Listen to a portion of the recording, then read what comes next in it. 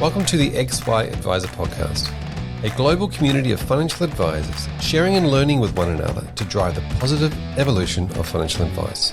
To get involved, go to xyadvisor.com or simply download the XY Advisor app.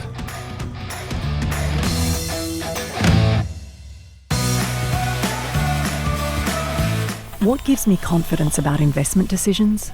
Rigorous fundamental research, with portfolio managers focused on the long term, who look beyond the spreadsheets to understand the companies they invest in, from breakroom to boardroom, who know the only way to get a 360-degree view is to go around the world to get it.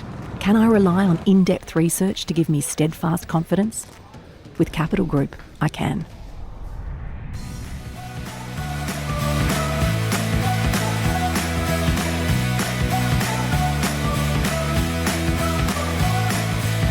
Welcome back to the XY Advisor Podcast. I'm Fraser Jack, and today I'm joined by Marc Bineham. G'day, Marc.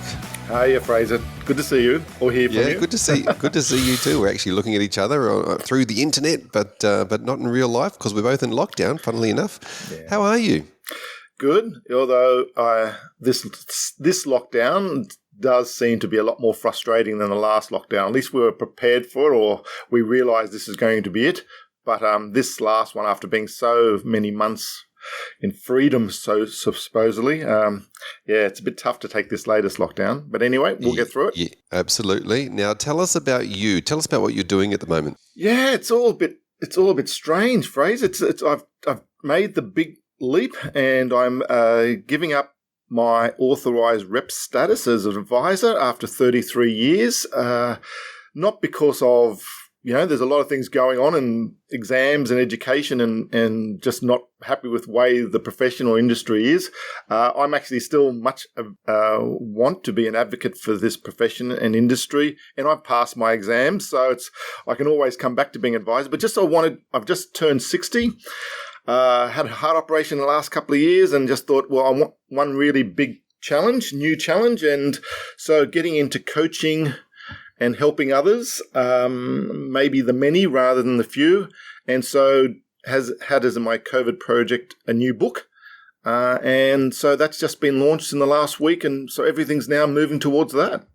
Yeah, exactly. Very exciting times now. I've known you for a number of years, and I really see this from the outside looking in as something that your new transition towards retirement, but obviously really in the process of giving back in a lot of ways to the profession and what you've seen, and not just to the profession, but also to we'll get into this, a new wave or the next wave of clients for the profession. So. Now, let's start with coming back. Tell us about your, as you mentioned, 33 years. How did you get into this industry, and tell us about your journey through it? Sure. It's a strange entry. I think actually for a lot of people before the education requirements coming in, and there's more of a standard pathway now. For many who came into this industry, it was always just as an odd occurrence happening, and for mine was exactly that. I was actually 1987, about July, and had been an electrical engineer for 10 years and decided that I wanted to get into this booming share market. Got a job as a share market broker, but I just said, well, I've done this for 10 years. I'm going to go around Europe for 2 months backpacking. And while I was there, the October 87 share market crash happened.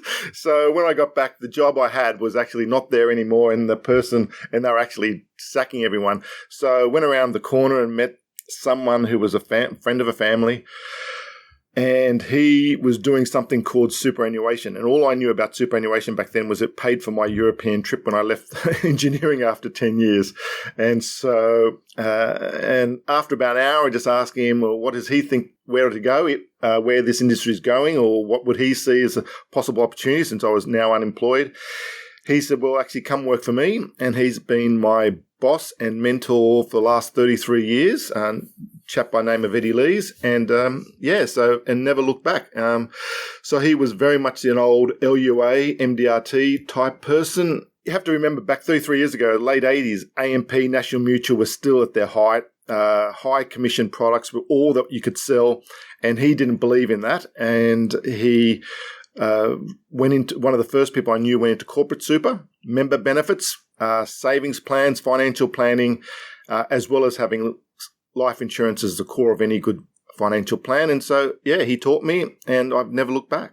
Wow, it's amazing, isn't it, how the first position you get into, and we always say we fell into it, right? It's the common It is. the common catchphrase, and just so people know that LUA is the Life Underwriters Association, which was the precursor to the Association of Financial Advisors, and so we fall into this. This profession, and then that sort of mold you. And how do you think that molded you? That initial few years, that sort of sounds like that's what molded you very much around the rest of your career. It did, probably in a couple of ways. One was you realise, I think for a lot of people, as you said, you fall into this.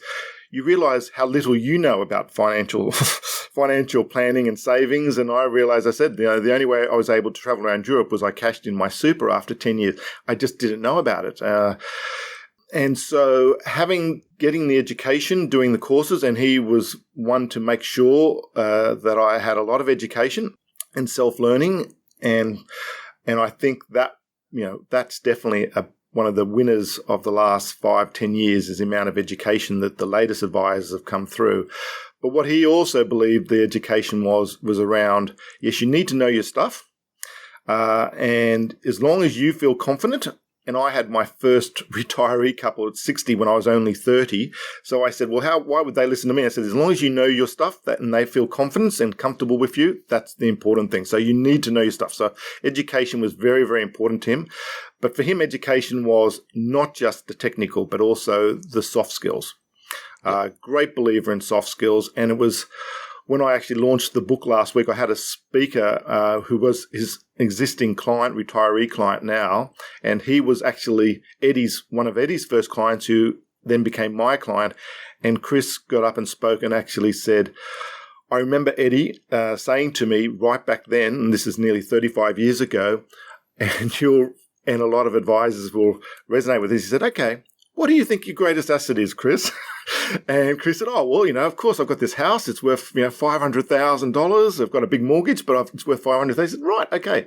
How much do you make, Chris? He said, oh, about $50,000. He said, okay, so how much do you think you'll make in 10 years? Oh, well, 500. How much do you make in 20, 30, 40 years? Do you still think that house is your greatest asset? So, even some things never change, and that still resonates with me as it did back then, and Chris still remembers it. The interesting thing was he is in a wheelchair, and for me to get him income protection was one of the biggest accomplishments. I do remember he and his mate, and trying to get income protection for someone in a wheelchair is pretty tough. So yeah. I can imagine that, those profound moments in a human's life, and the amount of them that come out of a financial advice experience is pretty high. It's fantastic that you mention Eddie and that you put praise on Eddie, because I also feel that, that obviously that massive influence in your earlier years around having a really, really strong mentor that could teach you not just the product pieces, because that's the easy part. You can read they were probably custom information brochures back then, but the PDSs of these days, you can read the information, you can get the knowledge, but it's just having that mentorship, I think, is a really important part. Yeah, I totally agree. And I am hopeless at being held accountable to myself. I'm a human being, and most people, financial advisors, I always see, 40% maybe is the actual planning, but 60% is definitely the actual holding people accountable, even maybe higher, to make sure they reach their goals. And I just think a lot of doctors are the worst patients, and I think a lot of financial advisors are the worst in holding themselves accountable like they do their own clients. And I absolutely believe anyone who is successful has a mentor, has a few mentors. There's definitely, mentor/coach, I suppose.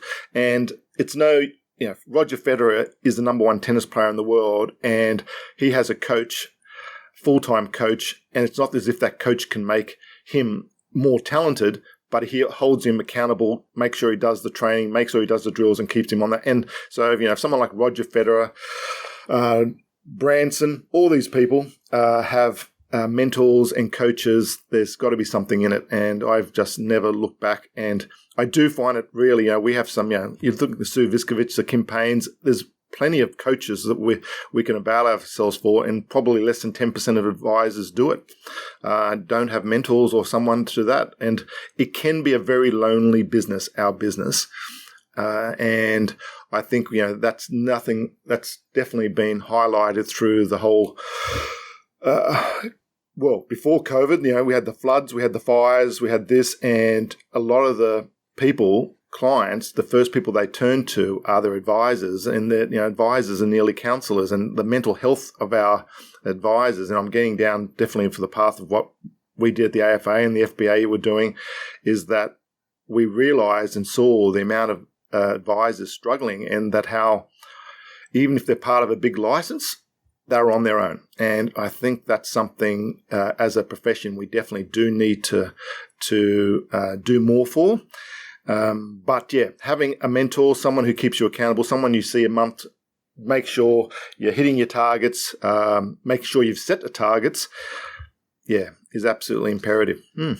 It's a really interesting to note, because I think we all, as advisors, we got into the industry in the first place because we enjoyed helping people. It's a very much the idea of helping other people, and sometimes we'll have to sit back and go, well, are we helping ourselves?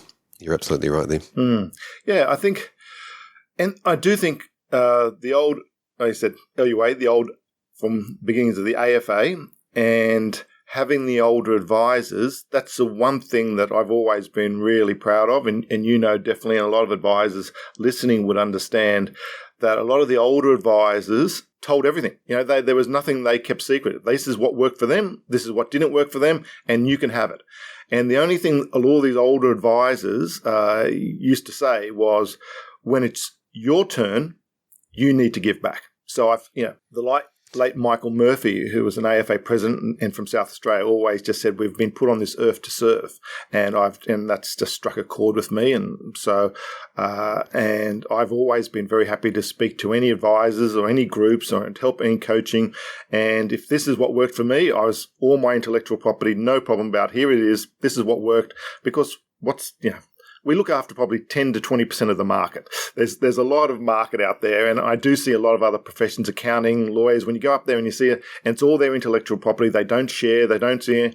And you see anyone who comes to our conferences and they say, we can't believe how much you guys share with each other. It's fantastic. And that's one of the things I want to make sure our profession keeps. As we move more professional, you don't want to stop that collegiate aspect to our profession. Absolutely. Now, you did mention, obviously, some of the serving that you've done with the Association of Financial Advisors. You spent, 10 years, I guess we could say, through different positions on the board, not just in local committees, but actually on the board. Tell us about your time with the AFA. Yeah, I think it's a wonderful period of my life. It was 10 years over 12, and I took 2 years off at one point.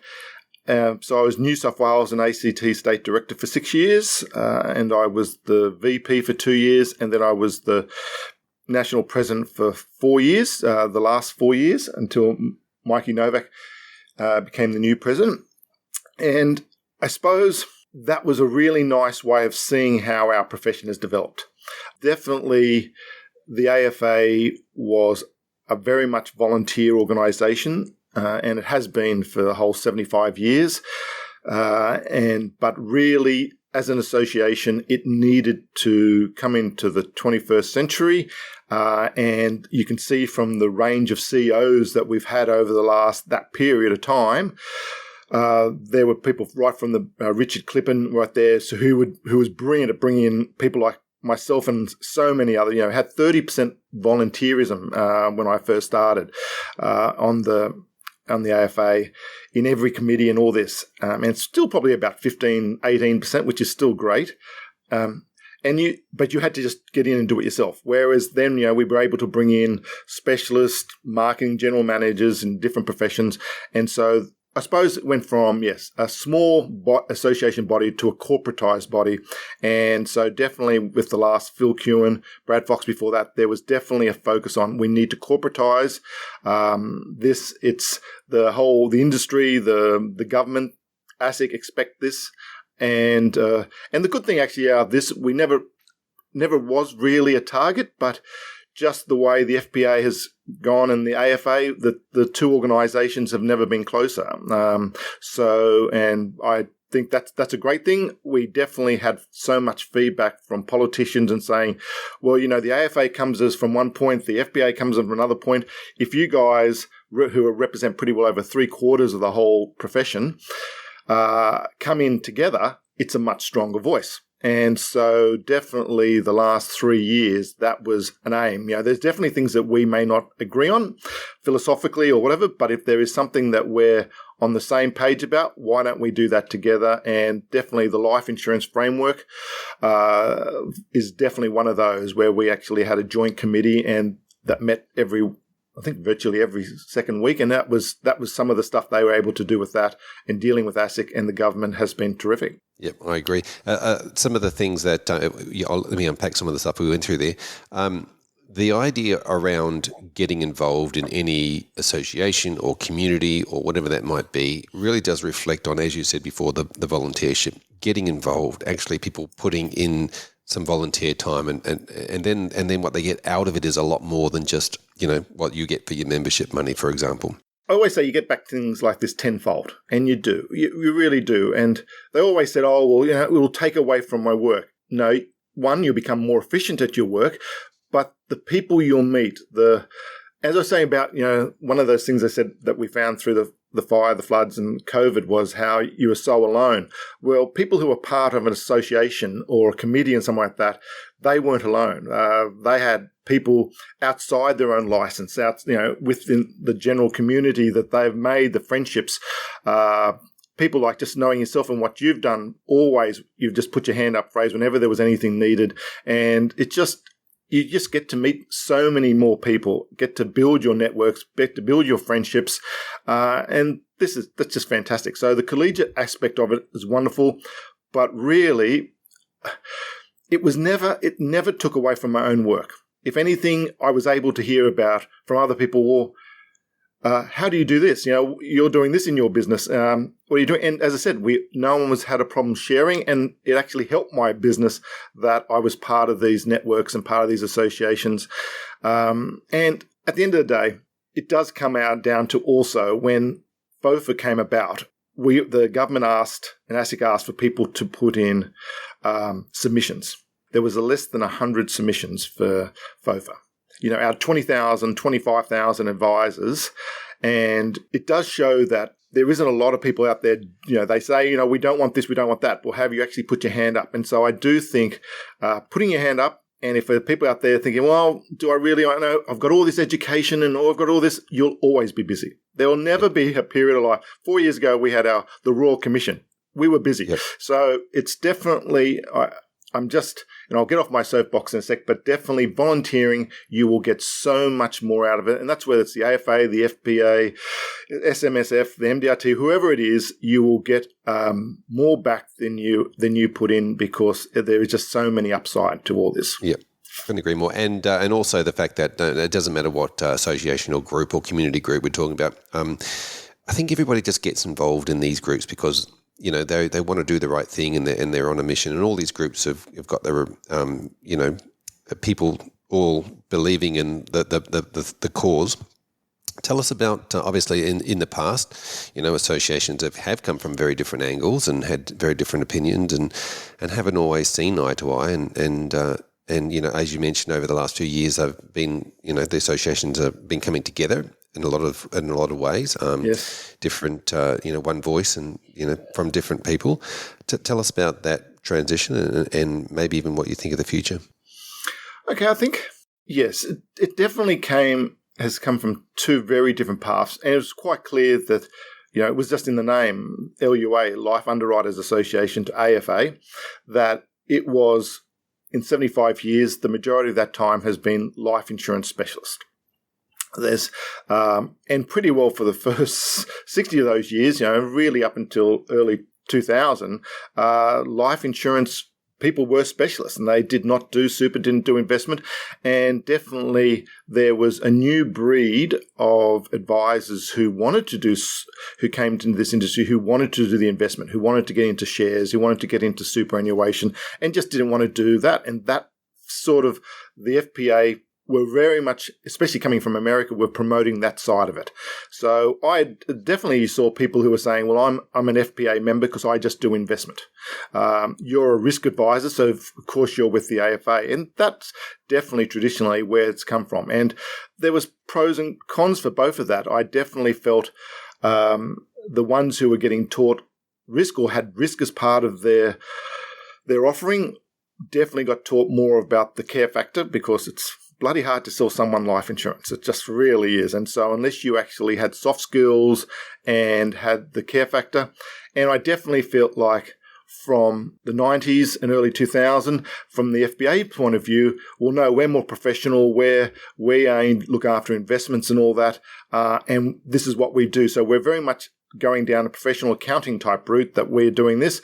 And where I really think it's come together has really ever been since the 2008 global financial crisis, funny enough. So this is just my own view.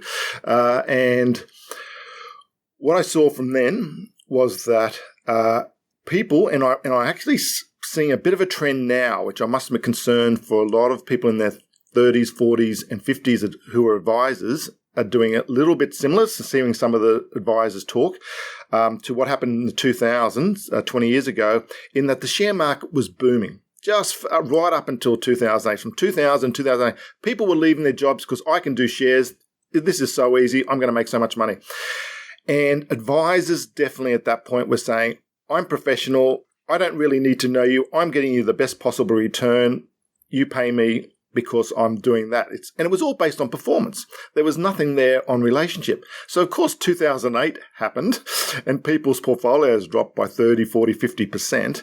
And all of a sudden, these people who didn't have the relationships with their clients, and the clients are saying, well, what you see, I've just lost 50% of my money. What is that? And so I think that was a big transition. It happened in America. So I travel to America at least once a year and go to conferences there and see what's happening. And that was a big turning point in America and was sort of reflected here in Australia, in that advisors realize, even if I'm an investment advisor, if I don't actually have soft skills and know how to build relationships, that's the same. And it was the opposite for the insurance guys. We know how to build relationships, but everything is changing. You're needing to, where it used to be a 2-page customer advice record. It was all changing. So statement of advices, everything was changing, CPD points. And so risk advisors were having to learn, well, we have to do the education on not just insurance, but on everything else, super, because insurance is under super, tax deduct, tax, and everything like that. So there was very much emerging ever since 2008 for, I think, 2 reasons, but they're just complementary. Definitely, when I see what the FPA doing in the soft skills, in the life insurance side is fantastic. What the AFA are doing in the investment side and super side and helping educate. So, that's why I see there's a lot of similarities now. There's more similarities than not.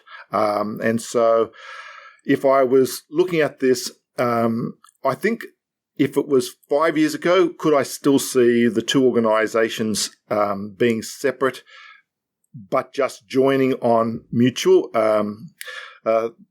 points that if they're wanting to deal with the government on? Yes, I do. Yes, I would. But now there's 2 things that have happened. One is due to the whole FASEA education, our 25,000 advisors will probably end up around 15,000. So you're going to nearly have a third of your membership disappear. So therefore revenues are lower. The second thing is definitely insurance companies, super funds, licensees, banks don't have the money they used to have. So from those 2 revenue points of view, it's very hard for 2 major organisations to be able to provide the services that they used to or are. And so something, and I actually thought when the FPA built the single disciplinary body, which they built for the industry and everyone was going to be part of, I thought was the start of something coming together. But now that's being is taken out of our hands. I think in the background, both organisations, I'd be surprised if they weren't looking at this as a plan B. It's just simply that. There's got to be a point where finances, revenues, if they keep dropping, and we just don't know how far membership will really drop with this. And so, looking at it maybe as a plan B, maybe it's a plan C or plan D, but definitely there's too many things they're helping their membership with to be a priority, but it would be surprised if it's not being looked at in the background in some way or another. Yeah, it's interesting, isn't it? There's two aspects of this. There's obviously the emotional history, and it's very emotional, the history, and then you've also got the practical, the numbers. I guess this is how we do financial plans, as advisors, right? It's around looking at the numbers, but the emotional factors involved as well, and then working out whether, the numbers aren't going to lie. As you said, everything's going to get tighter. And I think things change. I was there when I remember 10, 20, 30 years ago and hearing advisors talk about each other's associations. And, it was hatred. It was really, there were some serious issues people had with each other's associations and I heard, over my dead body. But things change. Circumstances change. And where, what was happening 20, 30 years ago, if they saw what advisors now had to do to provide a piece of advice for insurance, they'd be shocked. A 30-page SOA for a piece of life insurance. It's just, it's a very, very different world, and you just have to, you dealt with these certain cards, and you just got to play the hand you've got. Simple as that. Fair enough. Fair enough. Now, we might round out that conversation about the associations. Thank you. Yeah. And by the way, thank you from me, Mark, for all of the your 10 years of service and giving back to the community through those roles in the association work, by the way. Thank you. Thanks, Ray. The next part, I guess one of the things that you did do there, though, that you were championing was the idea of how do we help consumer. And obviously we know from a profession point of view, we help the top 10% of consumers who can afford to pay for financial advice. And then there is an underlying line of a whole lot of people who really would benefit from financial advice, consumers that would benefit, that don't necessarily have the idea yet to go and pay for that advice, whether they have feelings that they can't afford it or whatever it might be. But going to a more of a, how do we help this, 80% of consumers that would benefit from financial advice and let them know the message of how financial advice works and what it might do for them. And one of the things that you did while you were there was looked at the idea of taking that idea to consumer through things like an expo, and to tell us about those. Sure. It was both the AFA and the FPA has as one of their pillars looking after the consumers, direct to consumers, and they do it in different ways. And one of the things we did do a few years ago, just after the Royal Commission, so some people didn't like the timing, but I just thought, well, when's better than when we're getting so much negative press is to try and do something positive. And one of the things when we did do the Consumer Expo, and there's a lot of things learnt and a lot of things that have done differently, but at the basic core of it, meeting some of the individuals that just came in over those 2 days, and they weren't coming in and talking to me or talking to some of the other volunteer advisors about, well, what do you think about ETFs and, give us some share market tips or something like that. They were just asking simple questions like, how do I start a savings plan? Will I ever have enough to retire on? I just feel like I'm going to have to work forever. And you hear some of their stories and you just realize this is real Australia. This is middle Australia. It's not what a lot of the clients we see day to day who can afford our advice. And I think that was the other thing that's so much through the lobbying of the last 4 years and meeting politicians, and why they all kept saying, well, of course we want to keep advice affordable. That was from what was their face was telling us, but from behind, we were every ASIC was raising their fees, compliance was getting more, our education requirements were getting more. So everything an advisor was facing is increased cost and increased compliance. So, yes, it sounds wonderful to keep advice affordable, but just in reality wasn't. And these are real people. And I suppose it led me to doing some more research on this, and where I've come to is that ASFA and APRA put out stats, and one of the really striking stats that I saw was that they're saying the average couple at retirement needs $640,000 to retire. It's $570,000 if you're single, but $640,000. They're making some assumptions like you've got your own home, but to most of advisors out there, if they only had $640,000 by the time they get to 65, say, that's not their type of client. They can't afford us, sort of thing, and they're saying the average. But what was worse is when you take it a little bit further. What in reality, that's what ASFA was saying was that's what you need. In reality, the average couple at 67 retire with $420,000, and if it's English is a second language in your family, it's actually half that again.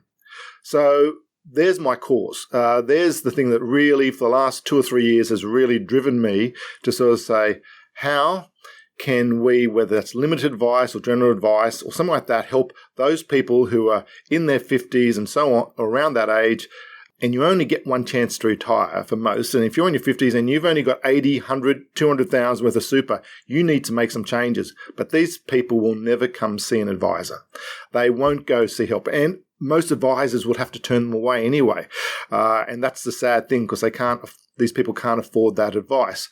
So, and I should say two causes. The causes of people not retiring enough, and the second cause is that women over 50 are in some of the worst financial positions. Now, there's a lot of great female advisors out there taking up that cause, which is wonderful, because they don't want to have a 60-year-old white guy, on a cause for helping women over 50. They get that. So, but I do think it's one of the two big causes for people over 50. Yep, not retiring with enough, and women who are financially in dire straits.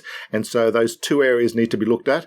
And I just thought, well, I could keep going what I'm doing, looking after my pre-retiree clients, or do I really want to give this a go? And that's where I basically said, from my time looking at that from the AFA, the consumers, and let's see how we can help those. And I should say, actually, if I take a step back, when I went out looking, and I was planning to write this book, it was a money for all ages, but I kept getting really good advice saying, write what you know. And, I'm a 60-year-old, I should write what I know. And it was where I've discovered these areas that do need help. And if I look at the XY, look at the millennials and all that, the amount of coaches, the amount of podcasters, the amount of people putting advice out, helping other advisors or helping consumer directly is wonderful. There just seemed to be, for the people in their 50s and 60s, there's not a lot out there direct. And I just thought, well, there was a niche that I could help.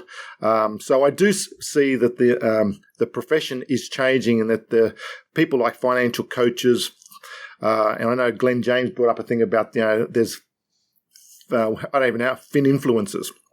And ASIC is looking, and ASIC is looking at that, and I get that. Yes, you need people who've got training, have education to be able to do this. Not just someone just saying, "Yep, I'm going to give advice out there," and got no experience or no education. So I agree with that. But definitely, millennials, XYs, there's lots of people out there coaching and teaching, but just definitely in my age bracket, not a lot. Yep, and when you were talking about the men in suits, I think of our friend James Sutherland used to always say, middle-aged white men in suits, and we wonder why we can't get to the general part of the population. Yep, totally. So that's fantastic. So that's really about the concept of looking at that middle Australia, as you said, but you're really now focusing on, and obviously this is part of the book, which we'll get into in a second. The over 50s or 50 to 60 market, people that are approaching retirement, obviously there's probably a lot of fear in there around, their situation, what that might mean, time running out, all those sorts of things. So, yeah, no, it's money stress is a thing. It's for all age groups, whether it's millennials who have got 5,000 credit card debt. The number 2 keep you up at night moments that an ABC survey did recently was retiring with enough. Climate change was number 1, but retiring with enough, and that was across all ages. So that's not just something for 50 and 60-year-olds, but it's definitely it. And I think a lot of advisors would find this. It's surprising, even with people who have a lot of money, there's still fear keep them up at night type moments is definitely, do I have enough? And for advisors, a lot of the thing they can do is actually show them, do a projection and show that they do have enough. And just you could see the relief and just their shoulders start to relax in knowing that they've got enough to retire on you could see it's a huge concern. So I do see the stress and the fear around retirement. And there's a lot of problems with the way people even picture it. How many times have we seen you're retired, which means you've got to walk hand in hand with your wife along a beach, or you're going to play 1,000,000 games of golf. And a lot of people don't want to do that. They enjoy what they're doing. They enjoy work. And it's just, as I said, we've talked previously about this, that you just want to be in a financial position that you work because you want to rather than forced to. And that's it. And so you may even want to just reduce your work to 3 days a week, but definitely don't give up. There's so many people who are forced out at 60 or 65 and they're just not equipped.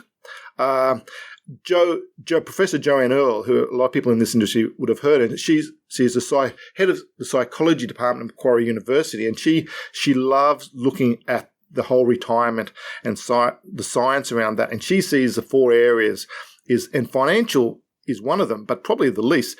It's your health, what's your next big challenge, and your relationships.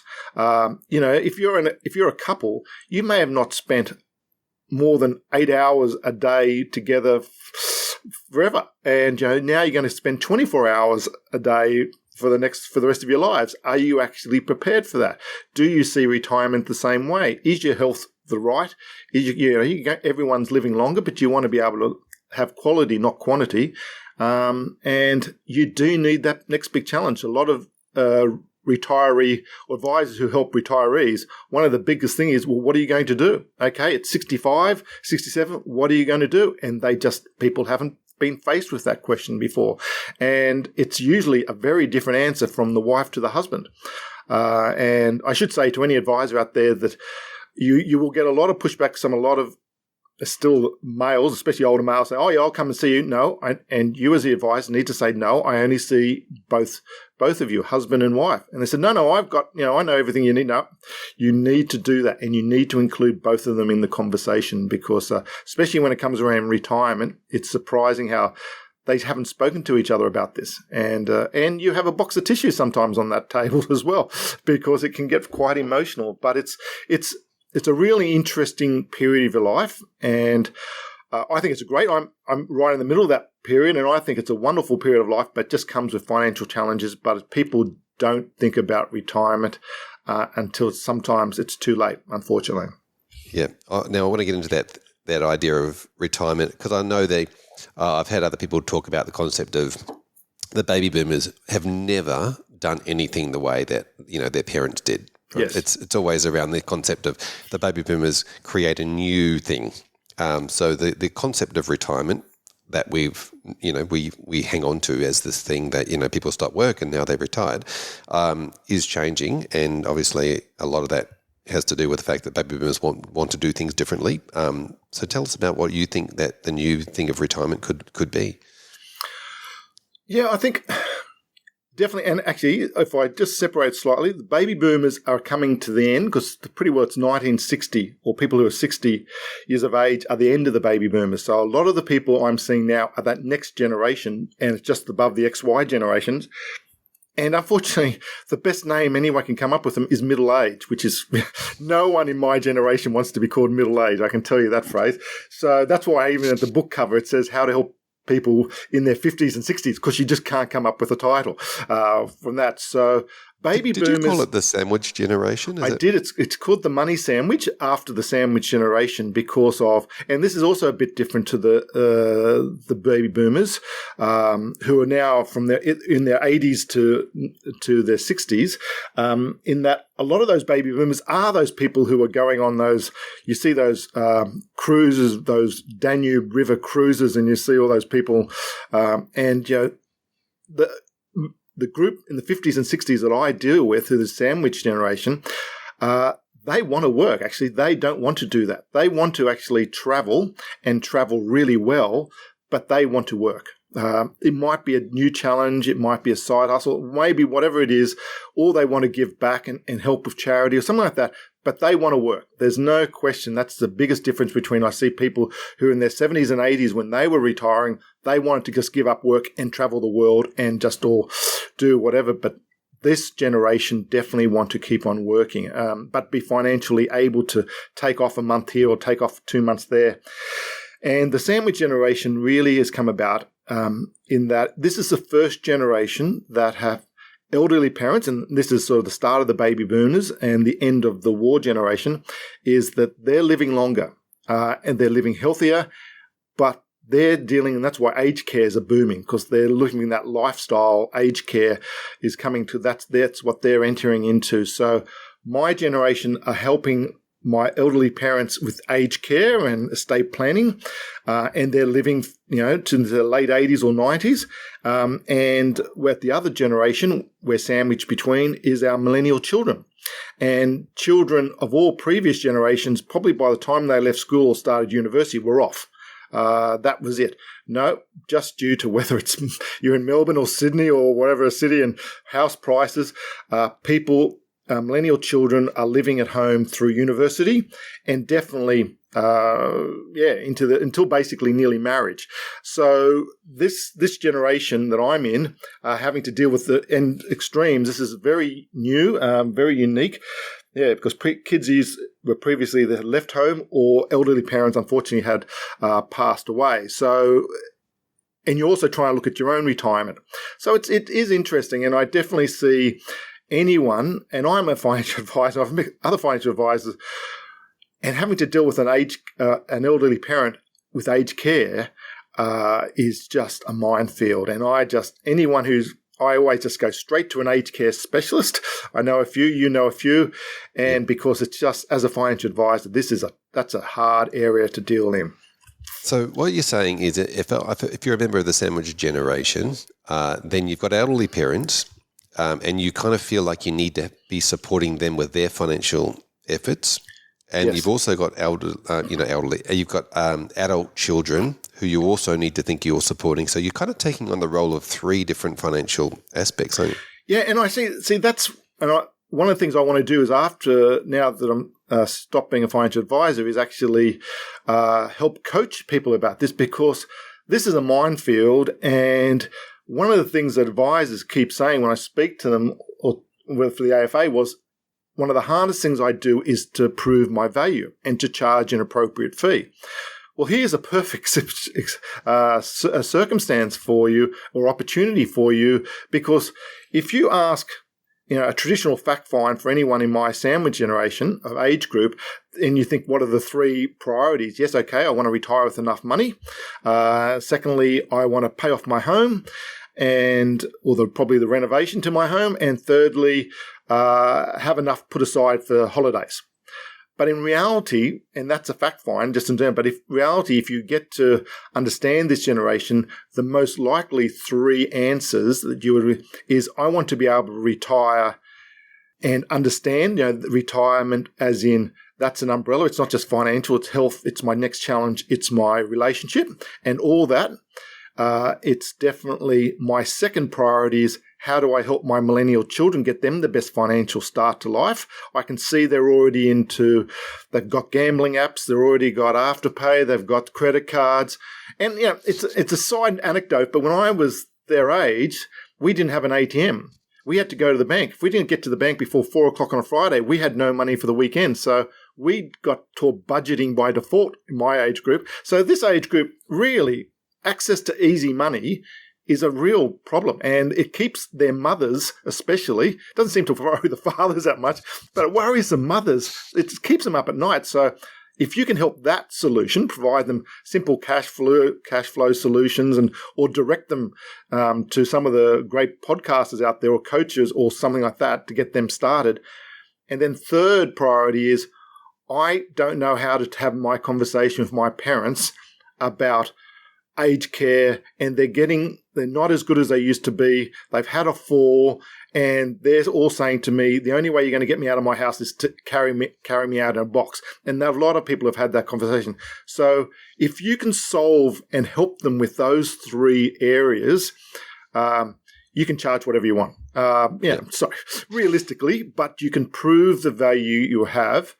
And just if I can just on one last final point on that phrase is, unfortunately, the code of ethics has now brought in that you can't, because they're worried about elder abuse and all this, if you've got myself as a client, you're not allowed to help their elderly parents.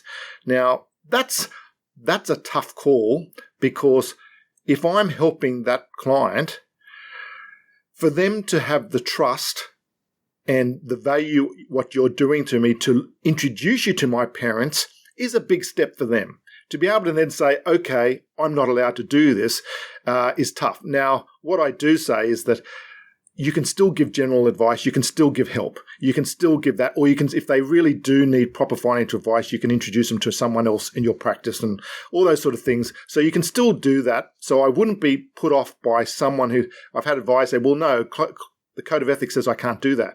You absolutely can still do that, and you can put them onto help their kids with two things, cash flow, and get them onto a level trauma policy straight away.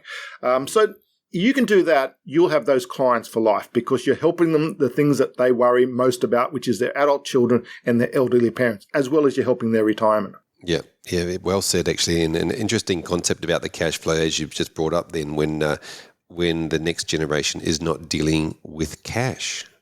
They're just numbers. They're just numbers. It's just numbers. And I must admit, I spoke at the start of a staff day that Glenn Hare and Jessica Brady put on for their staff a couple of months ago. And Glenn actually asked me at the end of that, in front of his staff and all the new advisors, do you still see this as an industry that's worthwhile? And I absolutely see it as there's so many opportunities. Technology will catch up. It will make advisor practices far more efficient. But if I saw the two biggest areas that people in your 20s and 30s, and actually right through I see, is cash flow. We help small businesses with cash flow. We tell them that, to help you get your business right, you do need to understand your cash flow, your profit and loss, your expenses, and all those sort of things. Well, you do that. And there's so many programs out there that help people with that, and so many advisors now get into that. But I just see that as a boom market. Absolutely. If you get their cash flow, you can then help them in all other aspects. You can get their investment going. You can get their super. You can get their super not in their default balance. You can get their super into the high growth and explain the reasons why. You can get those people into get the safety net of trauma insurance. And it's not, I've unfortunately had a client.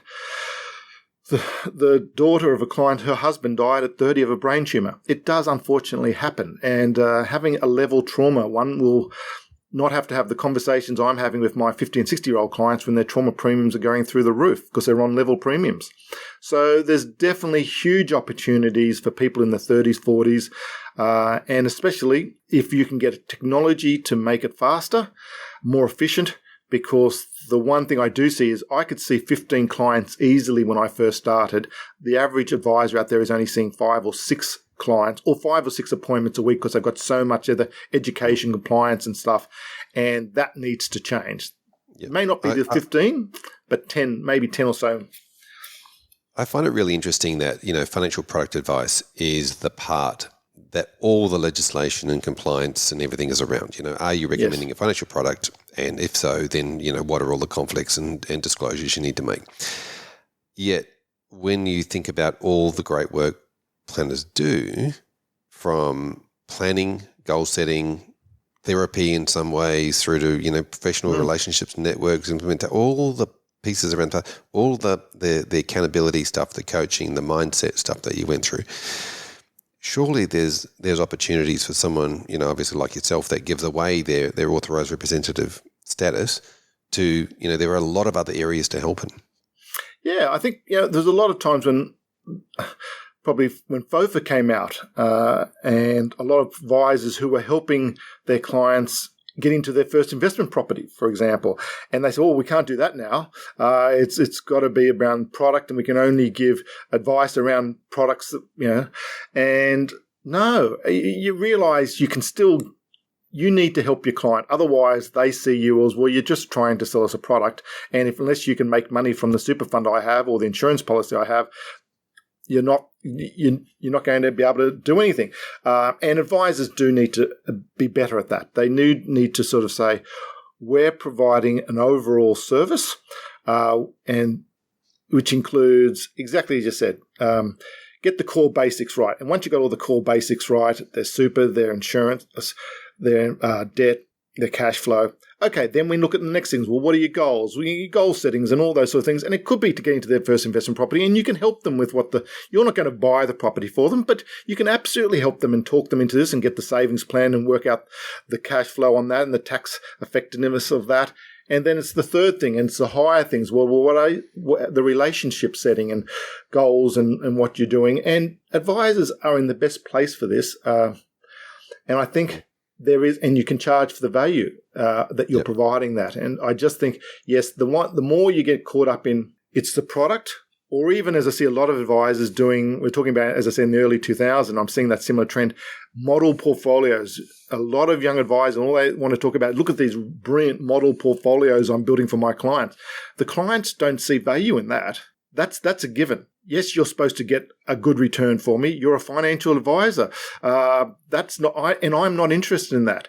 What's the other value you're going to provide me? Where's the relationship building? Where's the care factor? I was told years ago, you need to have contact at minimum 20 times a year with your client. And that could be a newsletter is 12 times.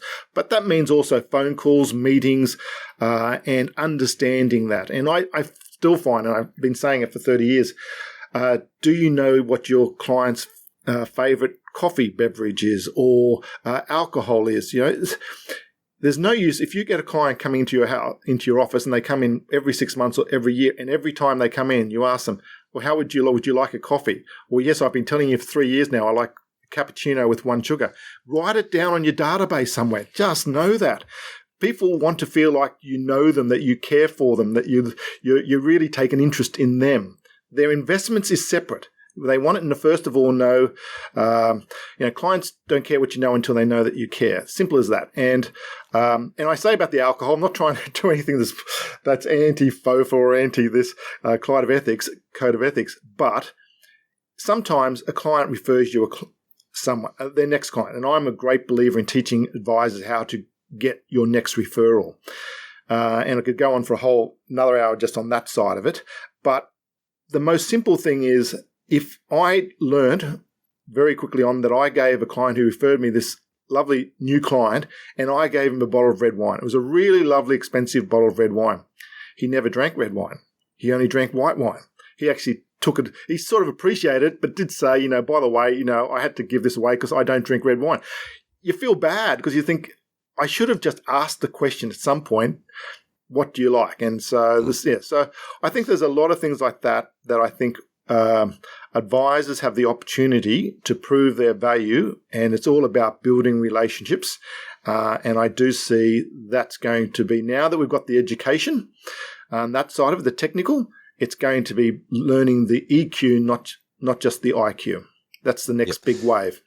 It is exactly right. Now, you've written the book, The Money Sandwich. Now, that talks about that, and it's basically for, like you said, those 50 to age 50 to 60 readers. It's to help those, and there's a backup website that goes with that and has information on that. And it really is, as I said before, help those there was 2 reasons for it. One was to help those who were never going to see an advisor or could afford to see an advisor, so that there was something. And I'm hoping to go out and coach and speak about this in more when we can get out of lockdown.